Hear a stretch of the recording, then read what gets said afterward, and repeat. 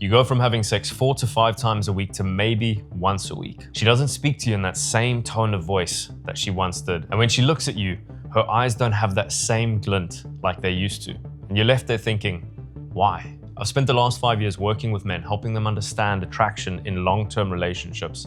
And a large part of it is based on understanding a simple piece of psychology that you can start leveraging from today. It's not happy wife, happy life. It's not just being nice, and it's not doing what you've always been told to do, like buying flowers or gifts. In this video, I'm going to tell you one of the main reasons why she loses attraction in a long-term relationship, and 3 easy implementable techniques that you can start using from today to get back the attraction. First, I want you to understand the consequences of what happens when you don't manage attraction in a long-term relationship, with the story of a client that I had. My client had been with this client for years. At the beginning, things were electric. They were having sex constantly. She was affectionate. She touched him. She teased him. She looked at him in that way that doesn't just tell you, I love you. It tells you that I really want you. But slowly things started to change. It didn't happen overnight. Sex went from 4 to 5 times a week, 3 to 2 times a week, and maybe once a week to barely anything. She stopped initiating, the affection faded, her tone changed, and her eyes didn't have that same spark like they used to. And the worst part about all of this was that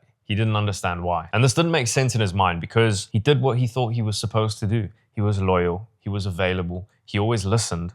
And most importantly, to him at the time, he made her feel comfortable. There's a very specific reason as to why doing this absolutely kills attraction in a relationship. But first, I want to go over what happened to my client next. When I spoke to my client, I told him that the issue isn't that she doesn't love you.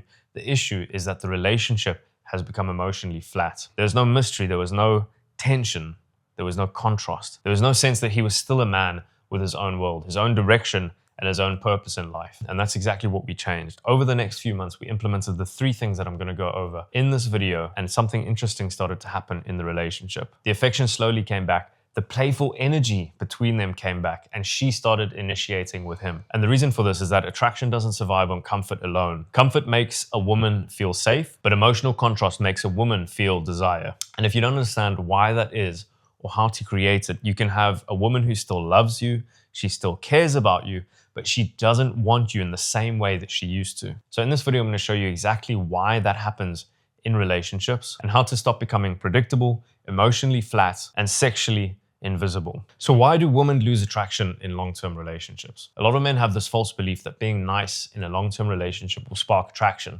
So they become more available, they keep her comfortable, they avoid arguments, and essentially always try to keep everything smooth. But ironically, this doesn't create attraction. It kills it. And the reason for that is because it just creates too much predictability. At the beginning of the relationship, predictability is the one thing that you have. She's thinking, what's he thinking? Where's this relationship going? She's wondering when she'll see you and what's gonna happen next. And that uncertainty creates anticipation. But when we get into a long-term relationship, a lot of that anticipation dies. And the reason for that is because the woman knows everything about you, every reaction, every routine, every insecurity, every move. There's nothing left for her mind to chase. Really what happens is that there's zero mystery and you just become predictable. It's like watching a movie, and before you've even started watching the movie, you know exactly how it's going to end. She needs the feeling that there's still something about you that she hasn't quite yet figured out yet. So the real question is, what is the solution to the predictability that you inevitably run into after being with someone for a long time? Emotional contrast. There are 3 easy ways to create this in your relationship, with number 3 being slightly controversial. Number 1, a problem that a lot of men have is that they live the same day over and over again. And with this monotonous routine, the woman's brain slowly turns off.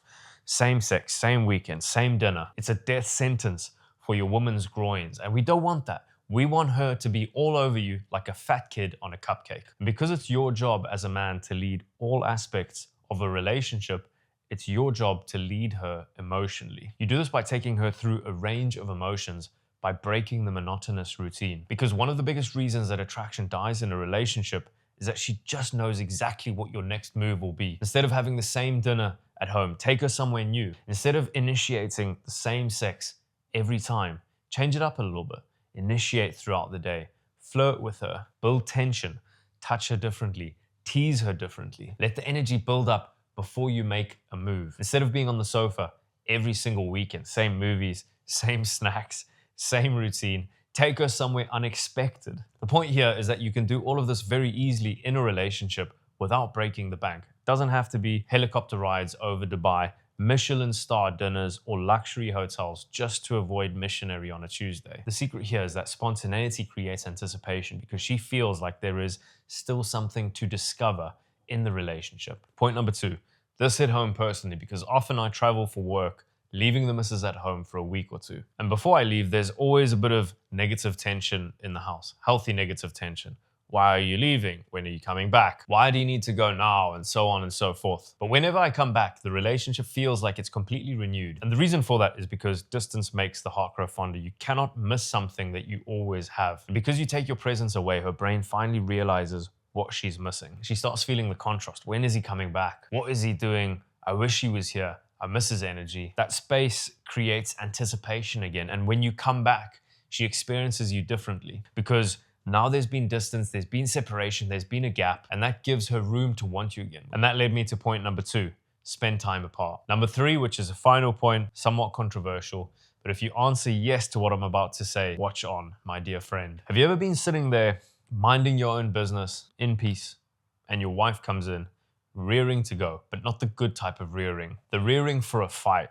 She brings up some unresolved nonsense, she responds to you badly, or she does things to get a reaction out of you for no reason. Because of this, you guys end up getting into a fight, but then afterwards, she ends up being a little bit cuddly, she ends up being quite affectionate, almost like a weight has been lifted off her shoulders. And to you, this probably seems like madness. I mean, the only thing that men want is peace. Because we're different to women, sometimes they'll translate peace and stability as emotional numbness, emotional flatlining, and they don't want that. They want a range of emotions to feel alive. So when the relationship is emotionally flatlining, sometimes they will artificially create drama, which gives her proof that you care, a break from the predictability, and a massive sense of tension and release. Drama is uncontrolled emotion. And as men, we don't want that. But there is a way to mitigate this. There is a way to minimize this in your relationship. And we do this by creating managed tension. What managed tension does is that it creates little pockets